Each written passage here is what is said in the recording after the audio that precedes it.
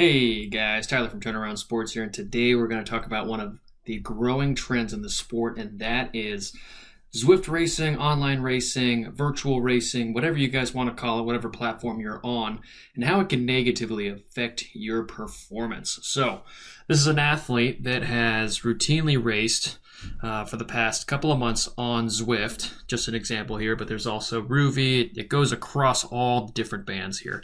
And as you can see, I'll show you the power outputs and what's been happening, and I'll explain why that is the case. So, you can see here her 20-minute peaks, 40 minutes, 60 minutes, and normalized power for 60 minutes as well. If you want to look at the 5-minute peaks, you can see there, and I'm just going to cycle through these so you can see. These are the 20-second, 10-second, 5-second, 2-minute, 1-minute, and 30 seconds. We have trends down there, and we'll talk about that in a second.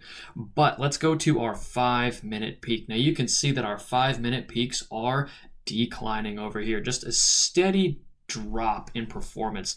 3 minutes, same thing. 8 minutes, kind of holding true. That's because we've been doing a little bit of work on the side, kind of growing her base a little bit. But if we go to the 60-minute normalized power, you can see that again it is declining. 60-minute outright power peaks. 40 minutes, 20 minutes, more Zwift specific things. 30 seconds, you can definitely see a drop here.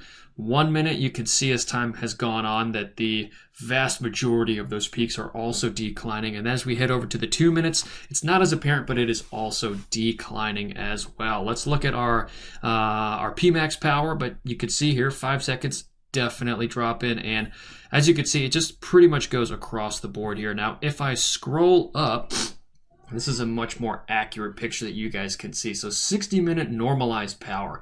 Kind of holding steady here, but again, the power numbers are not where they need to be. If we go to our 20-minute power, it's kind of holding steady. We were at a 181, about 180 over here, and if we go the last couple of weeks, you can see it is about 10 watts lower. 5 minutes, here again, we got 194 as our best for the last 90 days, but let's just say it's about 185, 190, and you can see that it's not really doing anything outside of that. Now, if we scroll up here to her power profile over here, you can see that this is her Pmax power, the power she has put out over the course of time. And what happens in online racing is you're kind of in this area, this little bubble right in here. So you could see, hopefully, my internet's a little bit slow, but if I switch over here to power duration model, right here, you could see this is her FTP, and this area that we are talking about right in here, you could see she's got a great 3 minute above that line right there. But primarily what you're focusing on is you are increasing this area where my cursor is going online.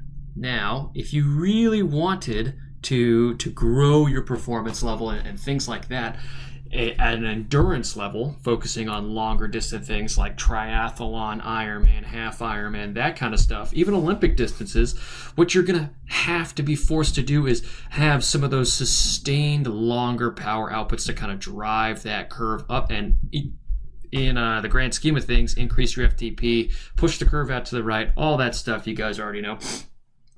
And that is why Zwift racing or online, Rouvy, whatever, doesn't really benefit the endurance athlete. Every once in a while you want to do it, fine, but just realize that the vast majority of your efforts are going to be 20 minutes and below, right? A lot of these Zwift races don't even last an hour.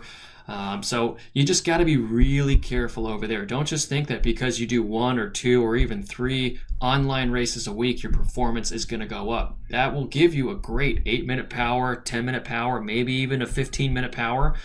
But what you really need to be focusing on is maximizing the sustainability of those and carrying those intervals over longer distances, longer durations, because after all, you are doing an endurance sport. If you are a crit racer, a bike racer, it's going to be a little different for sure. But if we're talking about triathlon and longer distance time trialing and those kind of things, then you just got to be careful with the online platform. So be careful today. And I know the winter months are slow and we haven't raced all year, but make sure that you do not get sucked into the online racing world if you are trying to shoot for a longer distance race.